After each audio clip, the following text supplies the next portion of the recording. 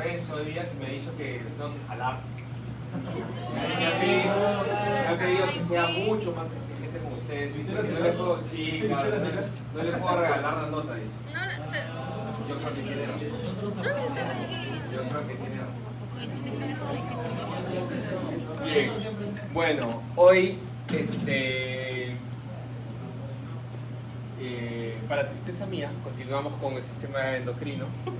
Para inclusive más tristeza mía, las láminas de hoy no son de mi favorito Gaito, sino la mayoría son de Ganon. Así que van a sentir que la clase es un poco distinta, porque el flujo es un poco diferente también. Pero quiero que recuerden de la clase anterior, ¿sí? Como es metabolismo tiroideo, tengamos muy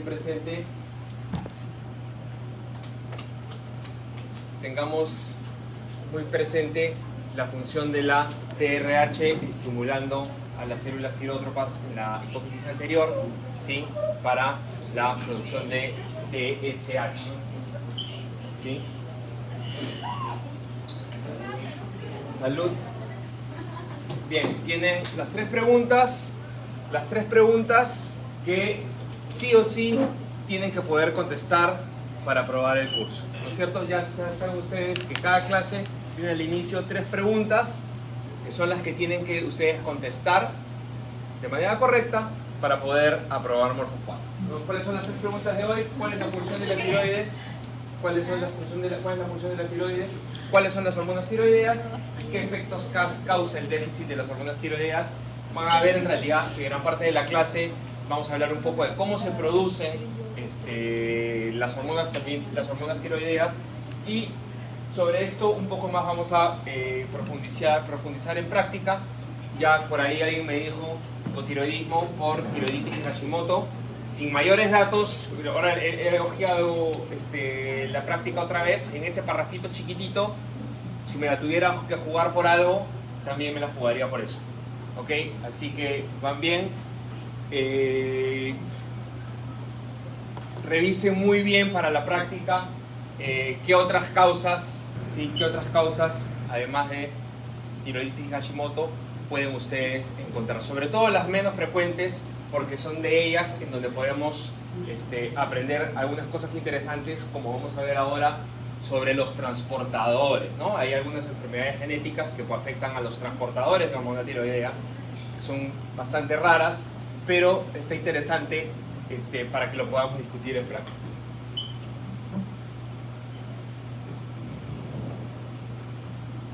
Bien, entonces este es el contenido de la sesión. Vamos a hablar un poco de la glándula en sí, de sus características, su ubicación anatómica, etc. Y la secreción de las hormonas tiroideas y cómo éstas se regulan, y finalmente cuáles son los efectos que ellas tienen. Ok, esta es la tiroides humana. La tiroides tiene un lóbulo derecho, un lóbulo izquierdo. Van a encontrar en algunas personas un tercer lóbulo llamado el lóbulo piramidal. No siempre, algunas personas, es una variante anatómica. Algunas personas, o la mayoría de ellas en realidad, tienen solamente el istmo tiroideo y la pirámide es muy pequeñita, pero a veces puede no ser considerada un lóbulo. La consistencia de la tiroides es muy particular con respecto a otros órganos. Ya vieron Anato. Bueno, en Anato creo que las piezas no están del todo buenas, pero si tienen en algún momento entrar una cirugía tiroidea, van a darse cuenta que la tiroides tiene una consistencia muy particular, media gelatinosa, no sé, ¿saben qué? Parece un poco la huevera del pescado. Tiene esa consistencia. Y está sobre la tráquea, y vamos a ver. Es importante que tengan en consideración que la histología de la tiroides va a ser un poco distinta, o bastante distinta en realidad, dependiendo si es que la tiroides está inactiva, digamos, si es que el paciente o la persona o la porción de tejido está, entre comillas, eutiroideo, y cuando la tiroides está activa, es decir, cuando ha sido estimulada por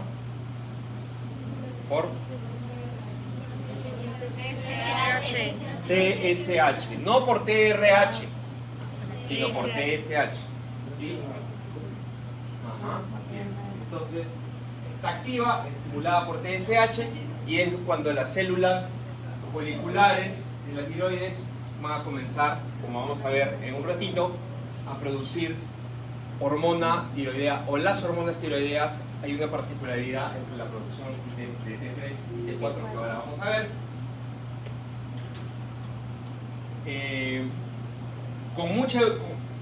Y va a estar muy involucrada esta sustancia que ven ustedes en el dibujito en amarillo, que se llama el coloide. Va a estar muy involucrada porque ese coloide es el que contiene tiroglobulina. ¿Sí? La tiroglobulina, como vamos a ver más adelante, es esencial o va a ser esencial para la producción de hormona tiroidea. En esto es así.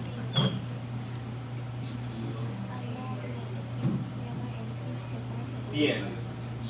Ok, quiero que se imaginen a esta célula, véanla dividida en dos, así como en la lámina anterior teníamos a un esquema de la tiroides inactiva y un esquema de la tiroides activa. Imaginen que esta célula que ha sido partida en dos también tiene la misma función. Que en el lado izquierdo tengan a una tiroides inactiva o digamos normal o eutiroidea, una célula tiroidea, y en el lado derecho tiene una célula tiroidea estimulada. ¿Sí? Tienen una célula tiroidea estimulada. Lo que van a ver que estos corpúsculos secretorios son aquellos que van a liberar T4 sobre todo, pero aquí por endocitosis es que vamos a ver que estas células están, ¿no? Capturando o por endocitosis atrapando el coloide que yo les mencionaba, o sea, atrapando el coloide para que pueda producirse desde la tirosina que está, digamos, en la periferia de la tiroglobulina. Hay fragmentos de tirosina que ustedes van a ver ahora cómo esos fragmentos de tirosina se va a iodar para producir la hormona tiroidea. ¿Okay? Está liberando por aquí la célula tiroidea, va a liberar, ¿sí? Otra vez la hormona tiroidea, y el coloide por endocitosis, ¿sí? Va a producirse lo que vamos a ver ahorita. ¿Preguntas? ¿Todo está bien? ¿Sí? ¿Seguros? Sí. Si yo les pregunto. A ver. ¿Tienen miedo? ¿Por qué le tienen miedo? ¿Por qué le tienen miedo a Renzo? ¿Por qué le tienen miedo a Renzo? ¿Saben por qué tienen miedo? Porque más todos ya no se usa tiroides. ¡Ah! Me han engañado, o sea. Me siento engañado. Cuando me engañan yo me enojo. Nunca preguntó. Nosotros se emocionan. Ustedes han sido engañados. A mí me fue mal en orgánica. Ok. Bien. Tengan presente que esas son las tres hormonas tiroideas, ¿no? Las tres hormonas tiroideas principales, la T3 reversa, y la T4 o la tiroxina, ¿no? Pero hay moléculas precursoras. Acá está lo que les hablaba, ¿no? Un fragmento de tirosina que va a estar como colgando de la tiroglobulina, que se va a peroxidar y se va a convertir en monoyodo tirosina. Ahorita vamos a ver cómo es que entra el yodo, a la célula tiroidea, ¿sí? Pero ya vemos que aquí, importante, yodo, ¿sí? Se va a peroxidar, ¿sí? Vean que estoy peroxidando acá. Y va a entrar un yodo, vamos a tener una monoyodo tirosina, y cuando son dos átomos monovalentes de yodo, podemos tener una diyodo tirosina. Lo que normalmente sucede, creo que eso está en la diapositiva siguiente. No. Lo que normalmente sucede es que de dos diyodtirosinas vamos a tener la T4. La mayoría de hormona tiroidea que es liberada de la tiroides en realidad es T4, de T3 se libera muy poquito. Sí, del T3 se libera muy poquito, eso tienen que recordar, del T3 se libera muy poquito. Y lo que sucede es que hay una, por acción de una enzima llamada desyodasa, ¿sí? La T4, entonces sí saben, ya ven, la T4 se va a convertir en T3 de forma verificada, ¿no es cierto? La T3 reversa es un misterio, la T3 reversa es un misterio clínicamente no, que al menos que yo tenga conocimiento, no tiene un uso clínico para lo cual es medida, pero la formación de la T3 reversa es cuando normalmente eso se ocurre dentro de la tiroides, ¿no? La monoyodotirosina unida con la diyodotirosina dentro de la tiroides sí pueden formar un poquito de T3, pero cuando esta unión es de forma inversa, primero la diyodotirosina, después la monoyodotirosina, es que se forma la T3 reversa, ¿sí? La T3, a pesar de que hay en menor cantidad, es más activa a nivel de los tejidos. ¿Sí? Es más activa a nivel de los tejidos. A pesar, no, la reversa también tiene actividad, pero es importante que sepan que a nivel de los tejidos, ¿sí? La T3 es más activa. ¿Sí? Más activa. Pero yo pregunté si que la reversa no es algún marcador patológico. ¿La reversa es un marcador patológico? No que yo sepa. Es normal, fisiológica. Sí. A menos que yo sepa clínicamente utilidad.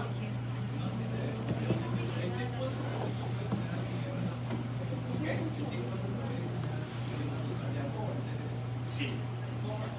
Sí, ahorita vamos a ver eso al final cuando veamos la acción sobre cada uno de los órganos y sistemas. ¿Sí? Si nos alcanza el tiempo.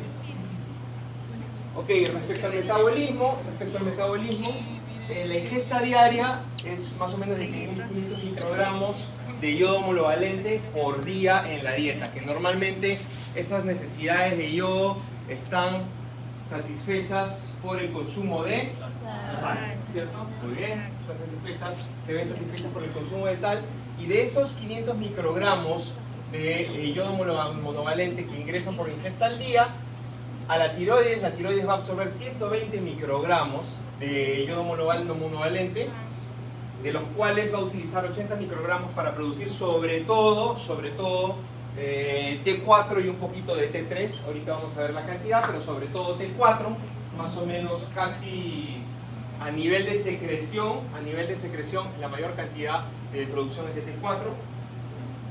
Y esta T4 y la T3 también van a ser metabolizadas en el hígado para luego poder ser excretadas por las heces a través de la bilis. Y para mantener el balance, 40 microgramos de yodo monovalente van a volver al fluido extracelular, donde finalmente van a ser eliminados con el resto de yodo que no es utilizado por la orina. Más o menos tenemos, si la memoria no me falla, reservas de yodo como para casi 3 semanas. ¿Sí? Normalmente más o menos casi 3 semanas tenemos para reserva de yodo. Después de eso comienzan algunos pequeños problemitas que ya los vamos a discutir en práctica. ¿Ok? ¿Qué era esto? A ver, allá. ¿Cómo era? Ok. Ya. Hay un simporte de sodio y yodo que va a permitir, o sea, primero va a haber la bomba, lo normal, la bomba de sodio, va a sacar un poco de sodio de la membrana, y para equilibrar va a haber un simporte de sodio y yodo monovalente que va a permitir que entre el yodo acompañado del sodio nuevamente por medio de un mecanismo de transporte del simporte al intracelular de la hormona tiroidea, de la célula tiroidea. ¿Sí? Aquí hay una acción enzimática que me parece recordar que va a convertir un yodo en yodo divalente en realidad.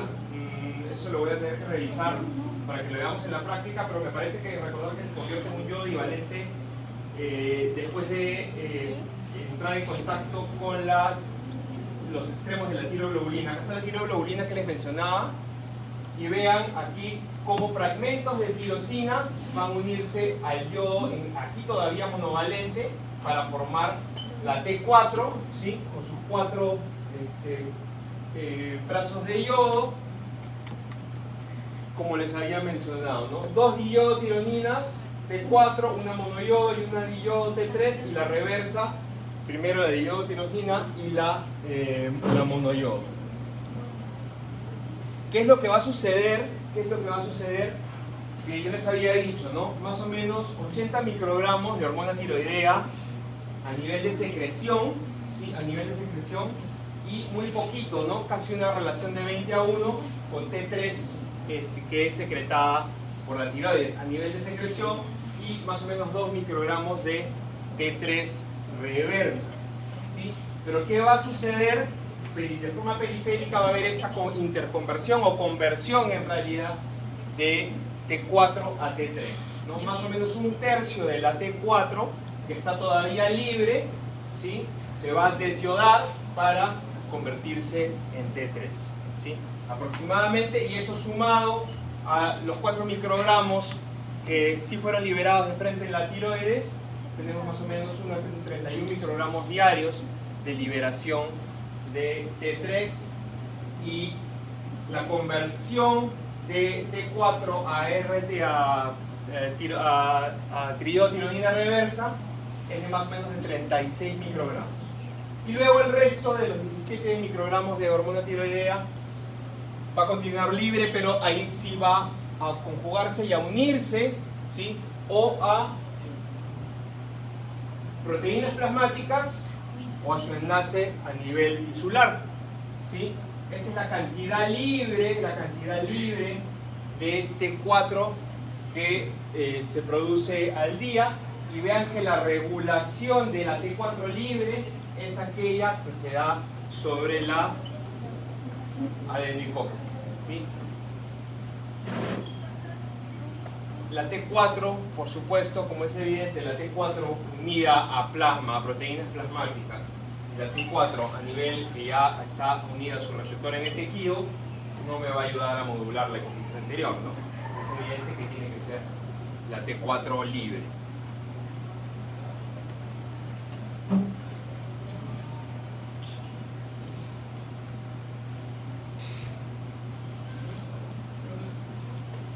Sebas.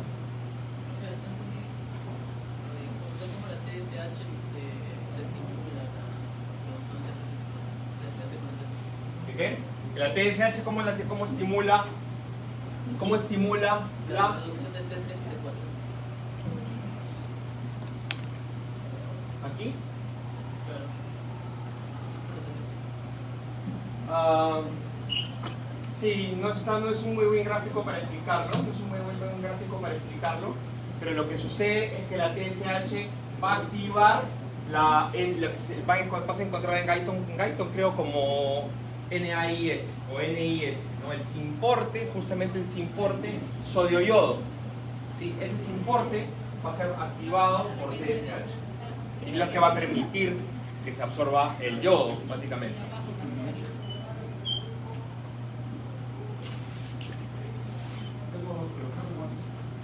¿Qué tengo, creo? ¿Me permites? Claro. Claro.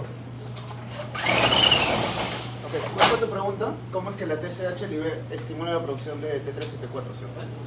Ok, tú recordarás que la TSH tiene dos tipos de receptores, ok, está acoplado a GQ y está acoplado a GS, ok.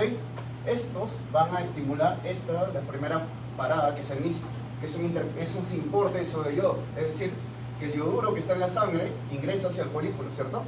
Tú vas a ver que el segundo paso, que es la síntesis de tiroglobulina, ¿cierto? Tiene que pasar del retículo endoplasmático rugoso al aparato de Golgi para poder sintetizado y ser liberado al coloide. Luego tienes esta molécula importantísima, que ¿cómo se llama? La pendrina, ¿cierto? ¿Ok? Que como ustedes sabrán, no solo está ¿dónde? No solo está en la tiroides, sino está también ¿dónde? En el oído, ¿cierto? Por eso hay una enfermedad que se llama enfermedad de Pendre, en la cual la pendrina es alterada. ¿Ok? Entonces, aquí, ¿qué vas a tener? Vas a tener un montón de tiroglobulina, ¿cierto? Pero este yoduro, así como tal, nosotros podemos acoplarlo a la tiroglobulina, ¿no? ¿Cierto? Tiene que pasar un proceso de oxidación. ¿Ok? ¿Y esto quién lo regula? La tiroperoxidasa, ¿cierto? Luego, la tiroglobulina, para que se junte con el yodo, ¿qué tiene que pasar? ¿Cómo se llama eso? organificación o iodación, ¿cierto? ¿Ok? Y ahí formas un MIT, que es una monoiodotironina y un diiodotironina, ¿cierto? Luego, estos dos que acabas de producir, ¿qué vas a hacer? Vas a acoplarlo, y ese es el siguiente paso, ¿cierto?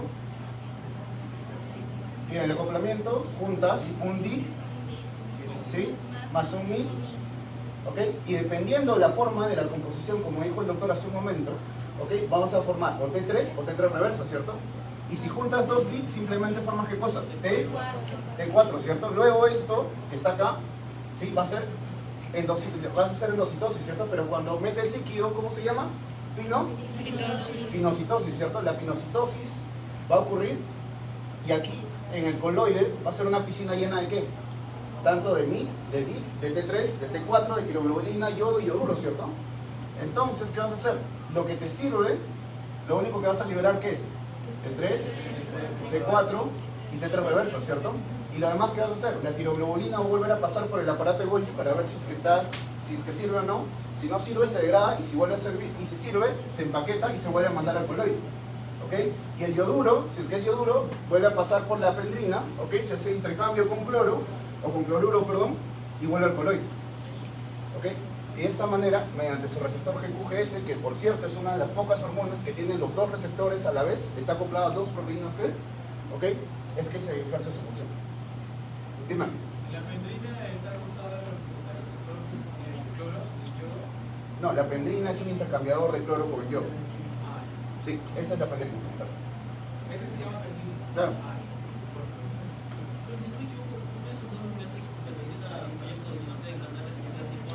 Si es que tú quieres ser específico, acuérdate, ¿GS de qué era? De estimulante, ¿cierto? Tú sabes que esto hace que conviertas el ATP en AMP cíclico, y el AMP cíclico estimula ¿a quién? A la proteína quinasa, ¿cierto? ¿Ok?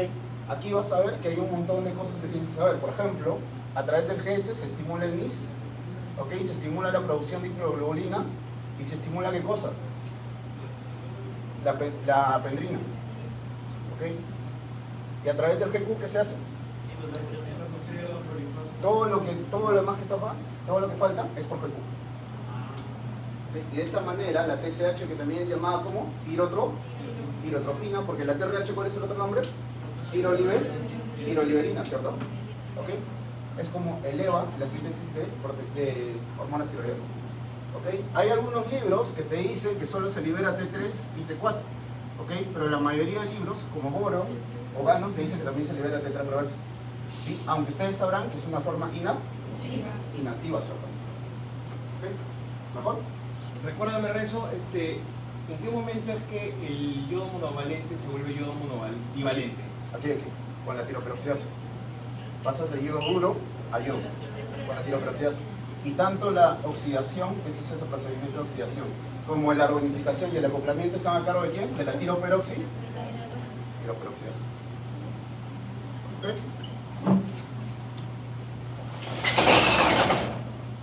En mi sueño empecé a hacer eso. Gracias, maestro.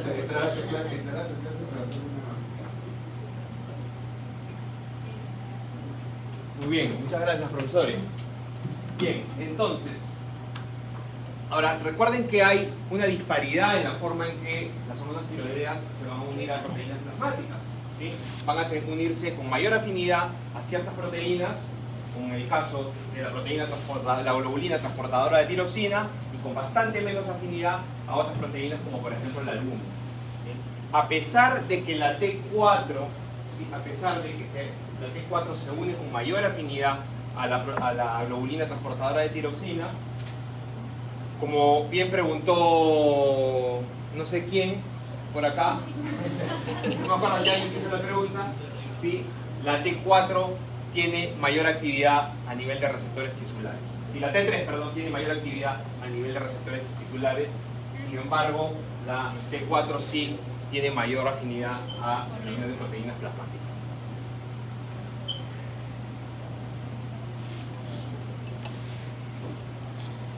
Estas son condiciones clínicas típicas, y las de abajo no tan típicas porque son producidas por la acción de algunas drogas o algunas hormonas, pero que van a actuar justamente sobre lo que les había mencionado, sobre la forma en cómo la tiroxina se va a unir a las proteínas plasmáticas, ¿sí?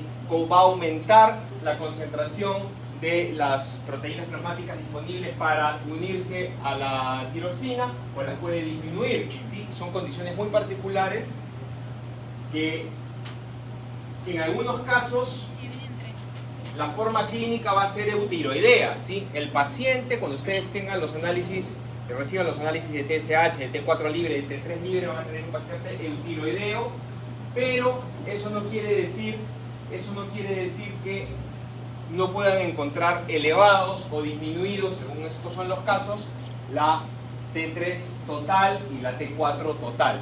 ¿Okay? Los casos de hipertiroidismo y de hipotiroidismo sí son bastante más frecuentes, ustedes los van a ver porque la forma en cómo la tiroxina se va a unir a las proteínas plasmáticas no va a estar alterada, y bastante directo, la concentración total de T4 y de T3 va a estar elevada en el hipertiroidismo, también T4 y T3 libre van a estar elevados en el hipertiroidismo, la concentración de TSH va a estar disminuida.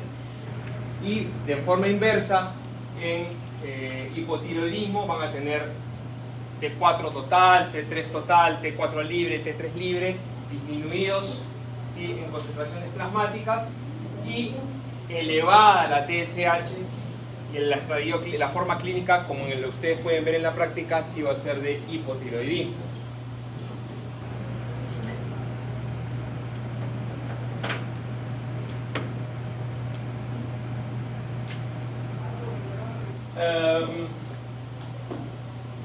Ok, este gráfico muestra cómo reaccionan tanto la T3 como la T3 reversa a condiciones fisiológicas como la inanición.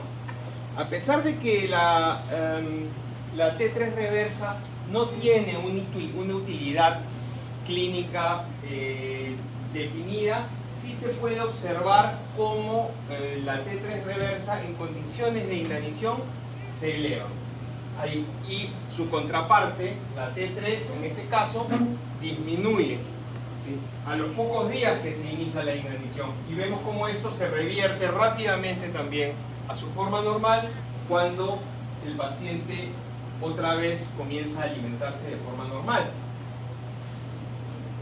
Y esto es en gran medida porque ¿qué cosa es lo que favorece la T3? Y por eso desciende. Condiciones de inanición. ¿Para qué? ¿Quién me dice? Si estamos en una condición de starvation, ¿no? De inanición, que no estamos ingiriendo alimentos, ¿por qué nos favorece que disminuya la T3? ¿Por qué es esa la respuesta aquí?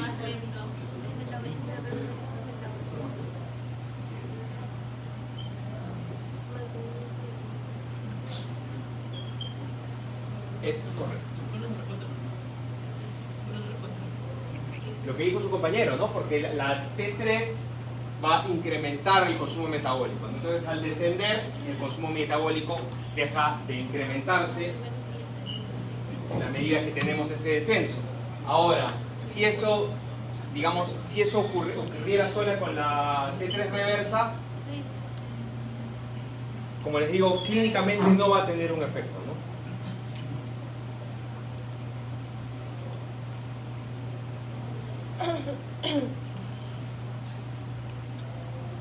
Aquí hay algunas causas de hipotiroidismo congénito.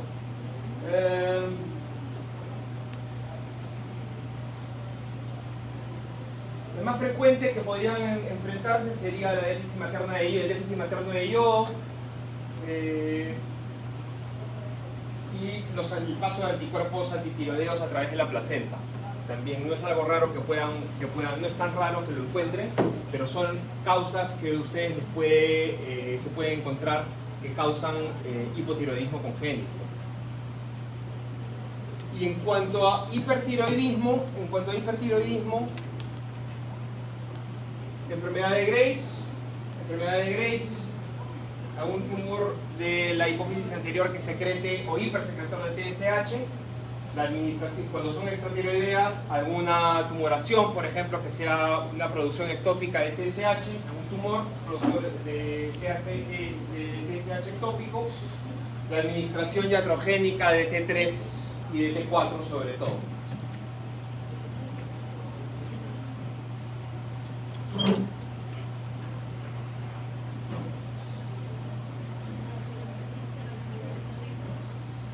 Bien, en cuanto a los niveles en cuanto a las acciones de la hormona tiroidea a nivel de los distintos tejidos, aquí tienen cómo es que la hormona tiroidea va a tener efectos catabólicos en algunos tejidos como el tejido adiposo y el músculo, pero metabólicos como a nivel del intestino y el metabolismo de las lipoproteínas, porque va a contribuir en la formación de receptores LDL. Para el caso del tejido cardíaco va a incrementar la expresión de receptores beta-adrenérgicos, va a incrementar la respuesta del tejido cardíaco a las catecolaminas circulantes. En el caso del tejido adiposo y el músculo les había dicho que su acción es catabólica, estimula la lipólisis, incrementa el fraccionamiento de proteínas. Para el caso del hueso y el tejido nervioso, sobre todo intrafetal, es muy importante las hormonas tiroideas. Cuando hay déficit de hormonas tiroideas durante la gestación y el feto se ve expuesto a déficit de hormonas tiroideas, el riesgo de retraso mental profundo y de retraso en el neurodesarrollo es bastante incrementado. Lo más importante, yo creo que está en lo que dice Other, ¿no? Incremento de Barzola. No, como mencionó lo del retraso, doctor, ¿cuánto es el tiempo mínimo que se debe esperar para darle, digamos, un fármaco específico para que no llegue a la ¿Para darle a un qué? a un neonato en el caso de que sea con hipertiroidismo? No, es que no se va a poder saber en qué momento, o sea, ni bien a un recién nacido tú no puedes saber si es que tiene retraso mental. Vas a tener que esperar a ver cómo se desarrolla el bebé y comienza a tener algunos retrasos en el desarrollo. Si es que el bebé tiene hipotiroidismo congénito, la administración de hormona tiroidea es inmediata, ¿no? Sí le puede dar inmediatamente a la hormona tiroidea. Que no lloraba,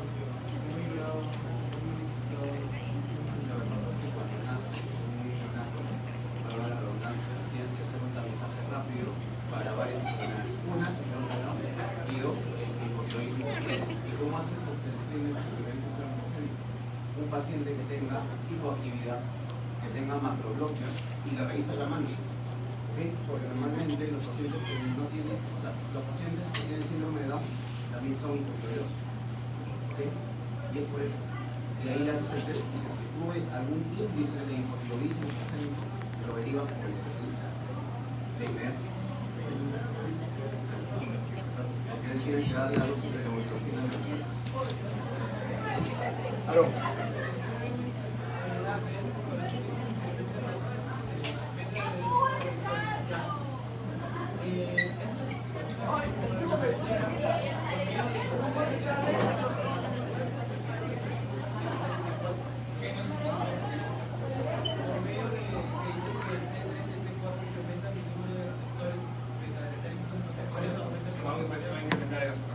Va a aumentar la contractibilidad, ¿no? O sea, la mayor expresión de receptores beta-adrenérgicos te va a aumentar la contractibilidad cardíaca, aumentando el gasto.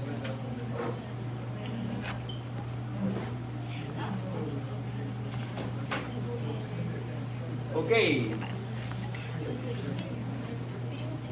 Esto ya lo habían preguntado. Es sobre la potencia relativa entre T3 y T4, ¿no? La potencia relativa entre T3 y T4. Este es un experimento en realidad en donde se administra TRH. ¿Sí? Al administrarse TRH en un paciente se va a liberar FSH y el experimento lo que busca es que la administración de hormonas tiroideas suprima, ¿sí? Suprima la liberación de TSH a pesar de la TRH administrada. Se hace un cálculo de cuánto es la dosis de T4 y de T3 que se tiene que administrar para lograr ese efecto, y lo que pueden observar ustedes es que la dosis de T3 que se tiene que administrar para poder suprimir la acción de TSH que ha sido estimulada por la TRH administrada es mucho menor, ¿no? Entonces la potencia relativa de T3 a lo que preguntaban es significativamente mayor.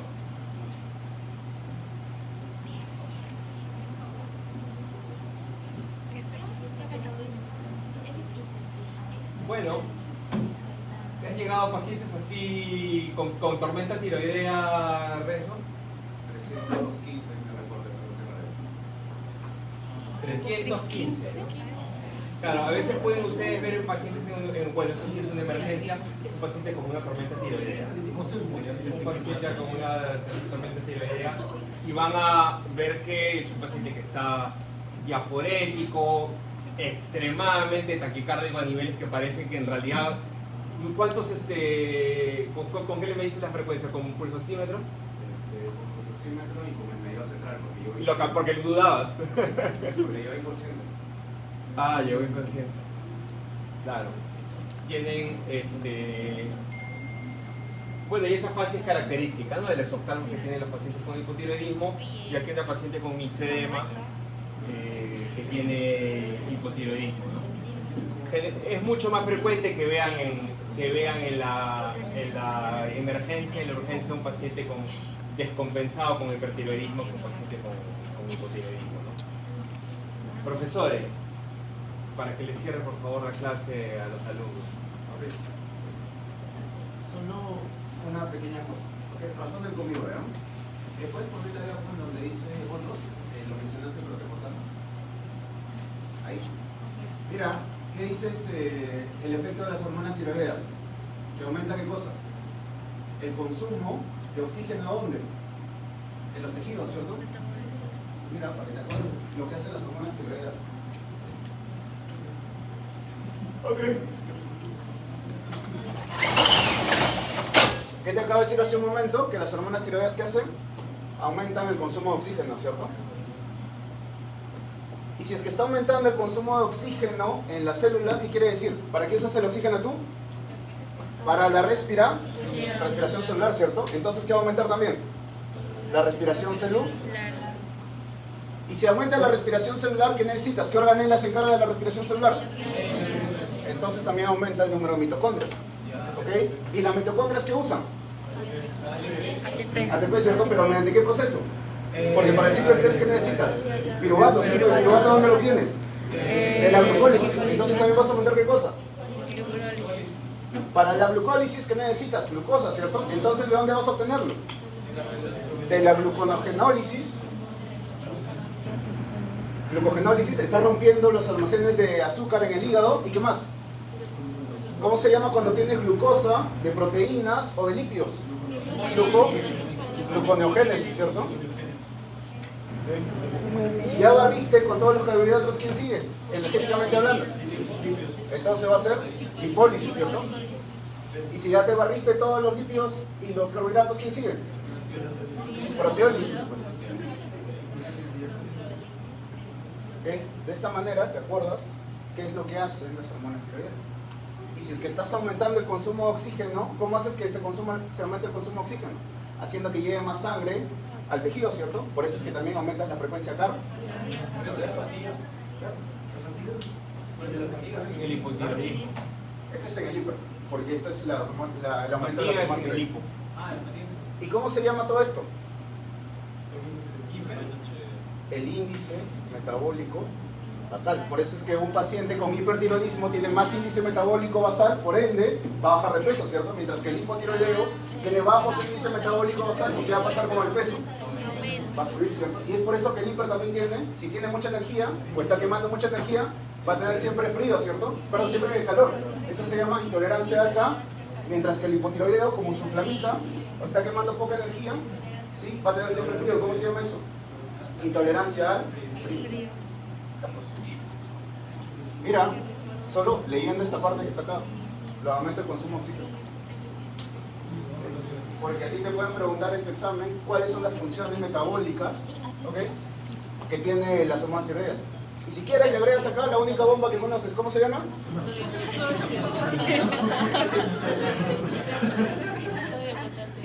Ya me ha pasado, ¿eh? También aumenta la función de la sodio, potasio y potasio.